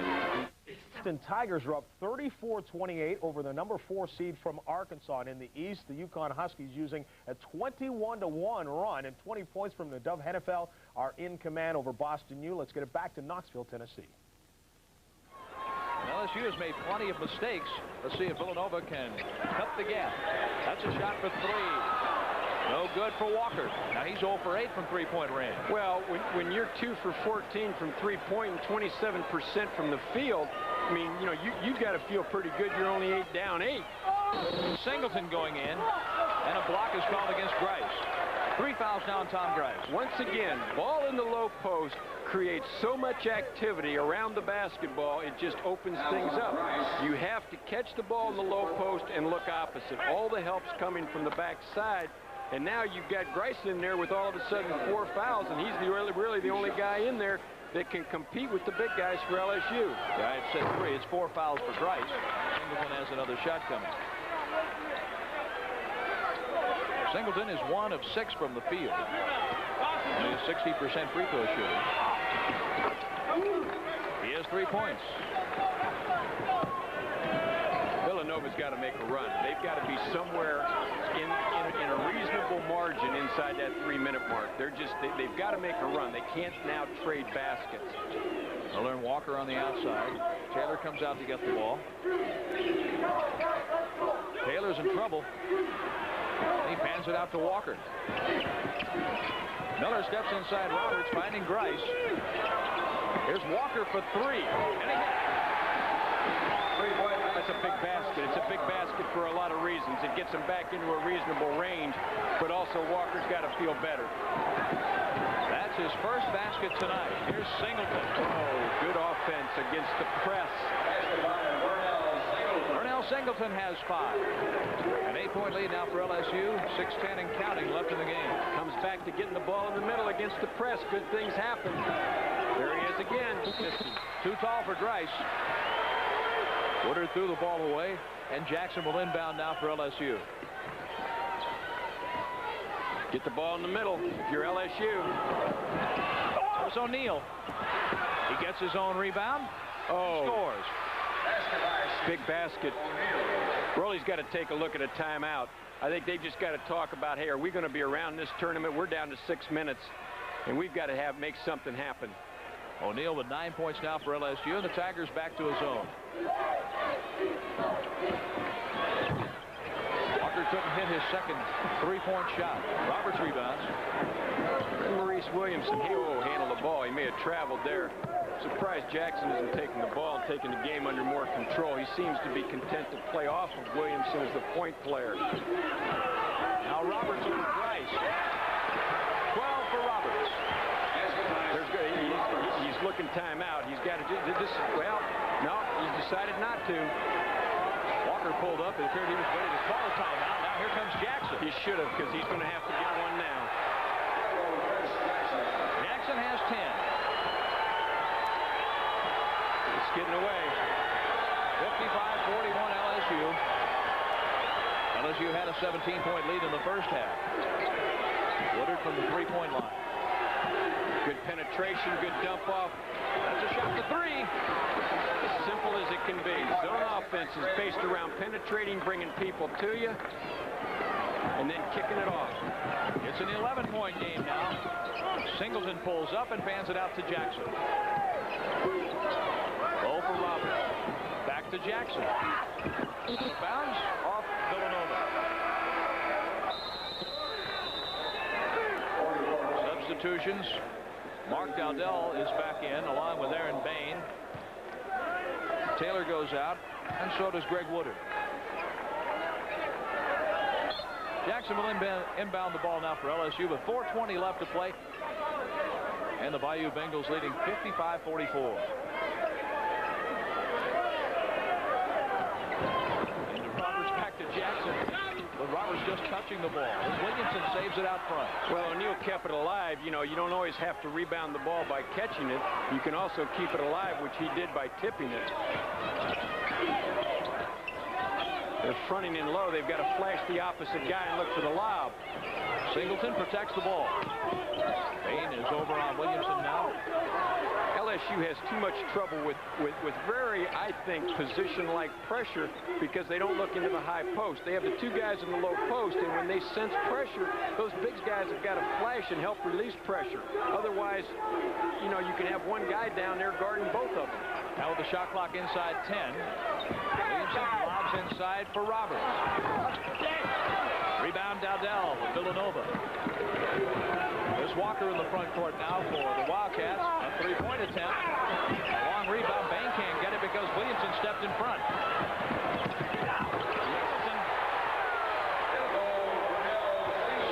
Singleton, 57-44 LSU. Williamson sometimes makes such a good decision, but so many times makes such a bad decision. Dowdell in the lane. Swatted by Shaquille O'Neal. They're pumped. Miller for 3. Grice rebound. By O'Neal. Here's Jackson. Yes. Chris Jackson. And a timeout with 2:44 left to play in Knoxville, Tennessee. Well, this is just a case of transition off your defense. Missed shot. Grice goes up. Looks like an easy one. O'Neal kicks it out. Jackson picks it up. You've got a 3-on-1. He pulls up. There it is. And with that basket, LSU is leading Villanova 59-44. Biggest lead of the game, but just 2 points shy of that. Villanova's played from behind from the opening gun. It was a 10-2. They've just never been able to cut into it enough to make a run. That goes for Walker. 2 3-point baskets now for Chris Walker. And Walker is 2 of 13 from the field in his 6 points. Well, the thought here, as much problems as LSU has had in getting the ball in bounds, they need to think seriously about bringing one of the big guys up and just lobbing the ball. Jackson takes it out, lob it, kick it back to him, clear it, but you can't run down the floor, let 3 guys in the backcourt. LSU up by 12 over Villanova in the Southeast. Let's move to the Midwest in Austin, Texas. Princeton's lead is gone. They're down by 3. Ron Franklin and Bob Ortegal from the Midwest region in Austin, Texas. Just under a minute to play. Princeton led by 11, and the Razorbacks have come surging back. They are now up by 3. Arkansas 40-37. Ron, the difference in this half is that Arkansas, when out of the man-to-man, has gone 1-3-1 half-court zone trap. That's how they were able to get this thing turned around. Good coaching move by Nolan Richardson. Bob, it's also turning it up still another degree because Arkansas has gone on a 10-1 run. As Miller back outside to Jackson for 3, not there. Tipped by Lappin, won't go, and Todd Day has the rebound over to Bowers. Day backs up, 3 if it goes, not there. Lappin for Princeton. Arkansas started in the zone, went man-to-man. We haven't seen the Arkansas Razorbacks play a lot of 1-3-1 half-court zone trap this year. They used to play a lot of it, and it has been most effective. Lob inside, stolen with the Razorbacks. Knocked away by Miller. Todd Day with 1 second left, misses on the jumper. So they are standing at the Irwin Center here in Austin, Texas for this first round action. And for all the people that said Princeton would be dangerous, Arkansas will stand in line and say, we agree. That's the end of the first half with our score. Razorbacks 40 and Princeton 37. Princeton had led by as many as 11, but they're down by 3 at halftime. A reminder, we will have the entire second half of this game following the game you're watching now. And in the East, it's now a final, a 21-1 run by the Huskies, 76-52. They blow out BU champions in the North Atlantic. Right now, let's get it back to Knoxville, Tennessee, the final minutes of LSU and Villanova. Chris Jackson just got his 13th and 14th points of the game, giving LSU a 61-47 lead. And now fouls called on Maurice Williamson, his 3rd for LSU. Well, that's exactly what you don't want with 2:12 to go up 14, is to put him on the free throw line. Here we see the block. Outstanding play by Jackson. It looks like Miller's going to get the block. In fact, does have it. Jackson pumps, pulls it down, brings it back up. Still get the basket with Williamson on the follow if he would have missed. Walker, too strong with his 3. Dowdell. 6 now for Mark Dowdell. And a timeout for Villanova with 2:04 left in the game. 61-49 LSU. Villanova's a game bunch. You know, just when you think that LSU has applied the knockout, they're hanging around. Now, 12 points is a lot of points in 2:04, but LSU has had so much trouble with the press. I'm a little surprised they've elected to have Williamson handling the ball, as opposed to allowing Chris Jackson to handle the ball. They need to get the middle filled. They need to use the big guys as a release, and then they need to run clock. Goldie Massimino just used up his last timeout. Dale Brown has 2 timeouts remaining. We had 2 outstanding games earlier today, with UC Santa Barbara beating Houston 70-66. Eric MacArthur had 20 points, 11 rebounds, 5 block shots, and 4 steals for UC Santa Barbara. Well, as we get here down to the last 2 minutes, LSU is not a great free throw shooting team. They're only shooting 67% from the line.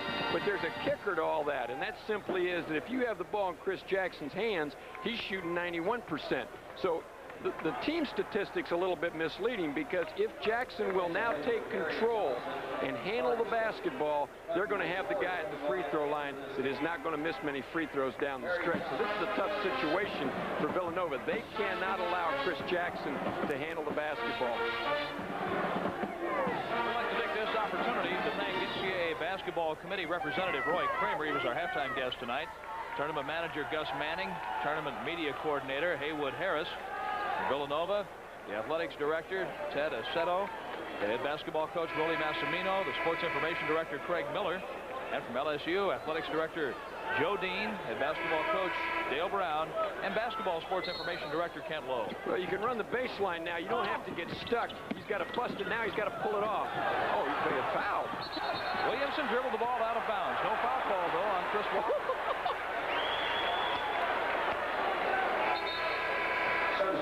Well, once again, if Williamson has had a problem, and he has had with the number of turnovers, see here, you know, this is like, I mean, this is a tackle. You know, we're not talking, you know, flag football. Inside 2 minutes to go, 61-49 LSU. Miller with the hook pass to Woodard. Williamson tries to save it in. He can't do it.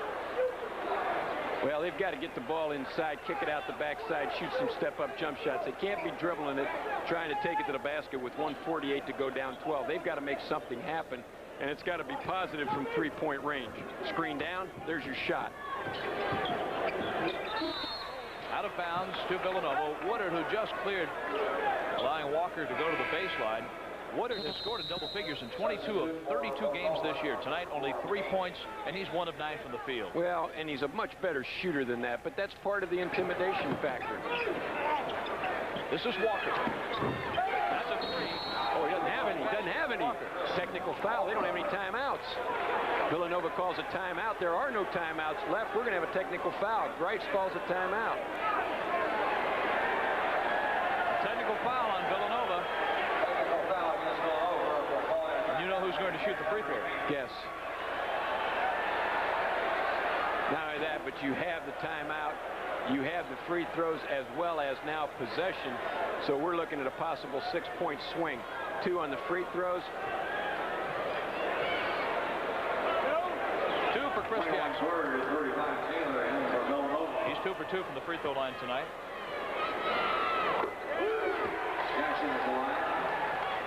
Jackson has hit 13 straight free throws. At one stretch, I think he hit 35 in a row. Tell you what, though, them getting the ball in bounds is at very best an adventure. So, I mean, you know, this is now one of those deals where, you know, this may be a good move by Villanova, aside from the fact, though, that Chris Jackson has made the free throws, because LSU's no sure bet to get this thing in bounds. 63-52 LSU. And with the 2 free throws, Chris Jackson has hit 16 points. Keep in mind he came in averaging 28.7. Well, if you're Villanova, what you have to try to do now is get your press set up in such a way that you either deny completely or you allow a player who you want to foul to get the ball in bounds. You know, to let Chris Jackson handle the basketball, you can't afford to give up the time. So if you can kind of channel it toward a guy who would like to have foul, and as soon as the ball comes in, foul him, then that gives you an opportunity to get a certain player to the free throw line. But to try to deny, and then when it comes in, to try to shut down Chris Jackson after he gets the ball, that's a no-win situation. He's too clever with the basketball. He shoots free throws too well. From three-point range this season, Villanova has hit 37%. Tonight, Villanova is 6 of 23, 26%. During the '87 NCAA meetings, Rolly Massavino lobbied to lose that three-point shot in college basketball. Yeah, but it's really helped him this year on a number of occasions. What's interesting is if this game continues as it is, you have a guy who is 7-0 in first-round games, 9-0 because of the seeding back when in first games played, that's about to experience his first loss as a coach in the NCAA tournament, and that's an absolutely incredible record. All right, LSU will have the ball after 2 free throws. The 2 technical shots were made by Chris Jackson. And Jackson will inbound the ball in front of us. Got the lob again if you need it. Just get it up. There's the lob to Singleton. Oh, my golly, I thought he was going to the wrong basket. So did I for a moment, and he walked with the ball. I honestly, you know, did you? I thought he was going to go shoot it at the other basket. Grice and Bain come back in now for Villanova. Bird and Taylor check out. Well, as I mentioned to you, it's an adventure. It's an adventure every time they take the ball in bounds, and it shouldn't be. Oh, yes. Here's Bain high off the glass. Roberts rebounds for LSU. All over his back, Mark Dowdell. Good quick foul. 1:28 left with LSU up 63-52. Boy, Roberts has played awfully well for him tonight, particularly in the second half, and he's played extremely well when O'Neal's been out of the game. But, you know, these two big guys are so physical and so strong, and they pound on you all night long that eventually it takes its toll. And it's funny how a few games at the end of the season and some tough losses that LSU expected to win, that can put some tarnish on a season where you have 22 victories for the Tigers. Well, they're so young, and the expectations were so unrealistic. You don't win with freshmen and sophomores on a regular basis the way people expected these guys to win. Boy, they're holding him. Chris Walker has 12 points, all on threes. Williamson will shoot a 1-and-1 after the Villanova foul. But in the same token, you don't lose to Florida and you don't lose to Auburn. So, I mean, it's been a little bit of both. It's been some unrealistic expectations, and yet they have not played to the level that they're capable of. And part of that is just that they have not really had continuity in what they're doing. One half, it's the Chris Jackson show. The next half, it's the Roberts O'Neal show, and they haven't had a very good blend. Plus, this is the best they've played defensively all year long. Well, Williamson, who will be at the free throw line after the LSU timeout, scored 14 points tonight, 4 3-point shots, and a 2-point field goal. He'll be at the line. He's 0 for 1 from the free throw line. But with his points tonight, 14, he has 13 turnovers. Well, and, you know, not to beat a dead horse, again, because it's a day old now, but the news out of Baton Rouge that Chris Jackson has either already told his teammates or has made the decision to go hardship to the NBA. This is just another game for him to have an opportunity to play, and it'll be interesting to see that story unfold. But I think LSU has shown, regardless of the situation, they're a team to be reckoned with, at least in this tournament. You know, they can't be worried about what's going to happen next week or next year. They've got to be concerned about what's happening in the last minute and 15 now and what's going to happen on Saturday, because they're looking at strapping on somebody pretty good, as you do when you get through those first-round games. Well, Dale Brown, he always gives us good copy and some good lines to use. Here's Arkansas leading Princeton by 3 at halftime in the Midwest. But getting back to Dale Brown, he'll always give us some good copy. But he was taking all the heat yesterday because of the way LSU has played down the stretch. He said, look, I have no more captains. I'm the captain, I'm the coach, I'm the assistant coach, and the trainer rolled all into one. Well, he said he was going to come out before the game. He didn't do it, did he? Well, he tried to. He tried to, and the official said, no, you have to have a captain on the floor. So then he appointed O'Neal. But you have to get a kick out of it, because a week ago he told people he wasn't going to talk anything about basketball. And then yesterday, of course, he was back talking about Venus and Saturn and all those different things. But God love him, he's great for basketball. He's colorful, and there's no question but that he has this team ready to play tonight. Williamson is 0 for 2 from the free throw line. There's Walker. 15 points for Chris Walker. Well, it's unbelievable watching what's going on here. I mean, you know, we're sitting here talking about this and that and the other thing. All of a sudden, it's a 5-point game with a minute. The guy is a master in the last minute and a half of a game, and that's why he's never lost a first-round game in the NCAA tournament. Well, they're just double screening for Walker, and Walker all of a sudden has found it, shoots it over Roberts, nothing but the bottom of the net.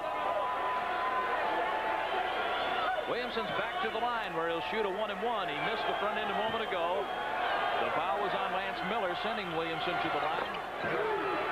Well, you have to remember, in the game against Georgia, a really critical game earlier in the year where they had Georgia put away, they missed the front end of 10 1-and-1s, and Georgia beat them at the buzzer. They're going to have to make free throws, but I still think they have to get the ball in Chris Jackson's hands. Williamson makes it a 65-58 LSU lead. Making him work the ball up, take time off. Good move by Dale.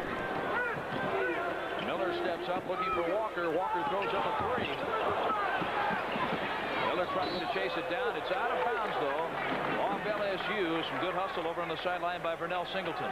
Well, Walker, instead of shooting a fadeaway three-pointer, needs to go straight up because Williamson was all over him. He's going to get to the free throw line. LSU's got to be careful. They're playing the clock now. They've got to make sure that they're not giving up a potential 4-point play by fouling on a fadeaway jump shot at 3-point range. There's Walker. Oh, and there's a foul on Williamson. I don't understand it. Boy, I'm going to tell you, is Dale Brown hot? I mean, Maurice Williamson right now does not want to go to the bench. Chris Walker does want the free throw line. Well, I mean, this just makes no sense. You're playing the clock, and there's no question. If the thing goes in, you're looking at a possible 4-point play. And you've only got a 7-point lead. Your enemy right now is the clock and making free throws. You've got enough points to win the game if you take care of the ball, and if you shoot free throws, you're assured of having enough points. Villanova can't get enough possessions unless you allow them to score with the clock stopped. Walker scored 1 point with the clock stopped at 44 seconds. Again, 2 points. 17 for Chris Walker. And LSU takes a timeout with 44 seconds left, and it's a 5-point game. LSU 65 and Villanova 60. This is so typical of LSU. It just slides and slides and slides. Villanova with no timeouts, no way to stop the clock except for fouling. And Vic Vitale, you have talked about this many times. You'd like to see a change in the rules. I really would, John. I think the game becomes very boring. We got an exciting college basketball game. I'd like to see them utilize the international rule where you have the option, take the ball out of bounds or shoot the free throw at the end of the game, especially in the last 2 minutes. I'd also like to see them not allow the coaches to accumulate timeouts.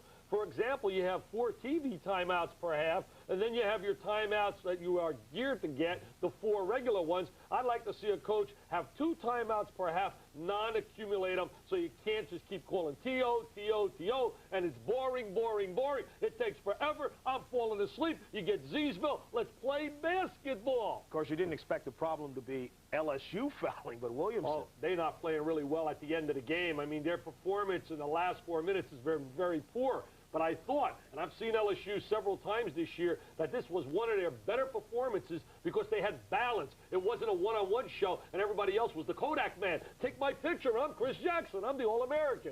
They got everybody involved offensively and defensively until the end of the game.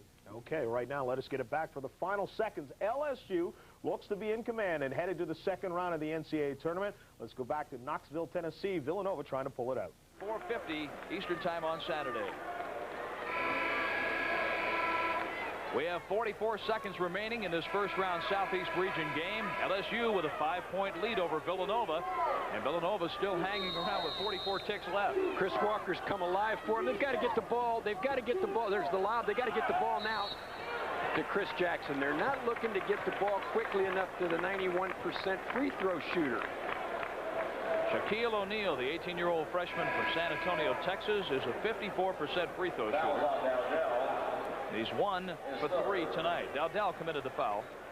15 Walker, 33 tries, along with 44 Payne. The other thing that's a little bit interesting is that they elect to come out of their zone press offense or their press offense without really screening. Each guy is working on his own, and you know, they need to think about screening for Jackson and bringing him off into an open area rather than trying to get him open on his own, because Villanova can double up on him and keep him from getting open. O'Neal hits 2 free throws. Boy, are those big free throws. Now, LSU's making Villanova work the ball up the floor.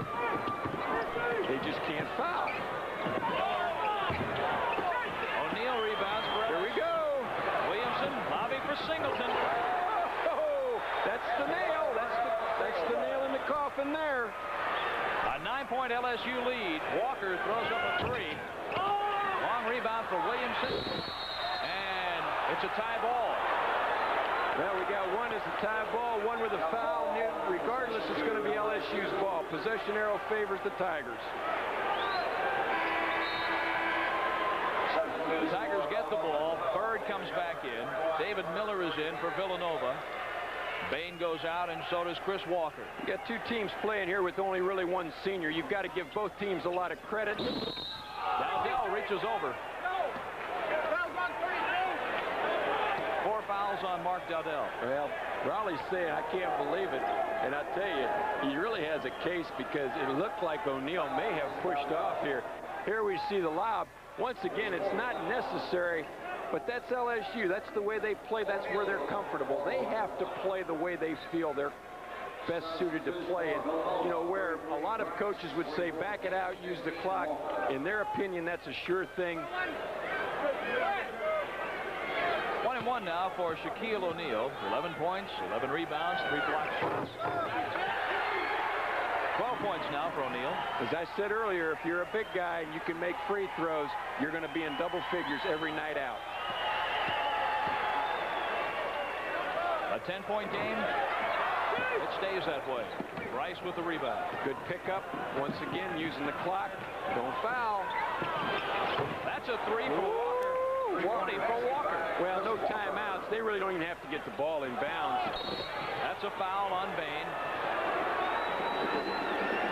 3 seconds to go. 70-63 LSU. Who would have thought Villanova would have shot the ball so poorly? They were so loose, so confident, so ready to play, and they just could not get it to go down early. They started to press on their shots. LSU created problems because of their domination inside and intimidation. Villanova could just never get it to a workable number. Williamson on the miss. And that's the game. LSU advances to play the winner of East Tennessee State and Georgia Tech, a game that's coming up. It's our final. LSU 70, Villanova 63. We'll return to Thompson Bowling Arena right after you watch these messages. Dale Brown with high five.